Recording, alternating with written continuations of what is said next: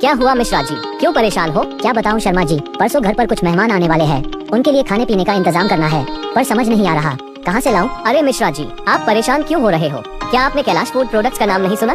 सुना तो है, पर कभी वहाँ गए ही नहीं।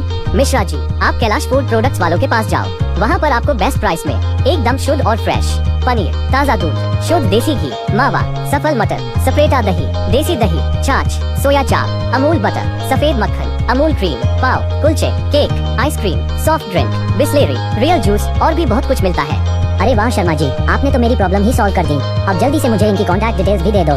इनकी कॉन्टैक्ट डिटेल्स है Kailash food products, phone number 8630332980, office address Holi Chowk, Nayaganj, Khurja. Sheeshpal हत्याकांड मामले में डिबाई पुलिस का चौंकाने वाला खुलासा। मृतक के चाचा ने ही 2 लाख की सुपारी देकर कराई थी शीशपाल की हत्या। पूर्व में नशे की हालत में चचेरी बहन को गलत नियत से पकड़ चुका था शीशपाल।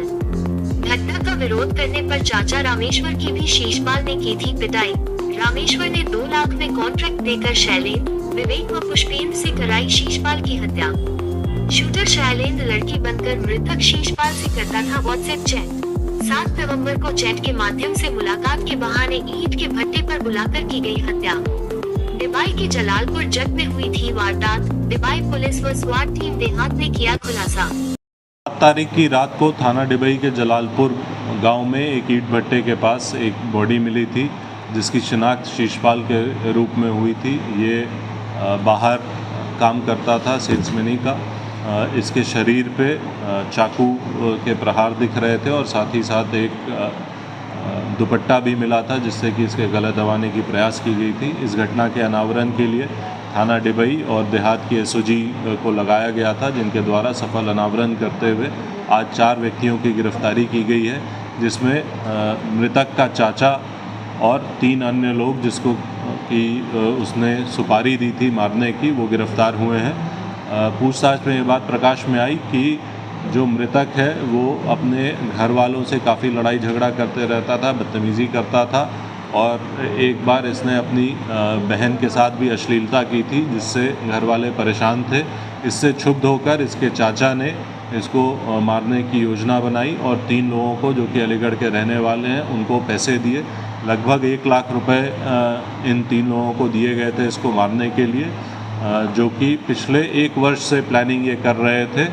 और 7 तारीख को जब इनको मौका लगा तब इन्होंने इसकी हत्या कर दी। उस समय इनको 40,000 रुपये दिए गए। उस 40,000 में से 12,000 रुपये घटना में प्रयुक्त चाकू और मृतक का मोबाइल फ़ोन, जिसको कि जलाकर साक्ष्य मिटाने का प्रयास किया गया था, वो इनके पास से बरामद हुआ है। इन चारों अभियुक्तों को पूछताछ के आधार पर न्यायिक अभिरक्षा में भेजा जा रहा है। इस घटना को कारित करने के लिए इनमें से एक व्यक्ति शैलेंद्र ने अपनी वाइफ की फ़ोटो लगाकर एक व्हाट्सएप बनाया और उससे मृतक से बात करता था और उसको लुभा करके घटनास्थल पर बुलाया और ख़ुद वो चुन्नी पहन के वहाँ बैठा हुआ था।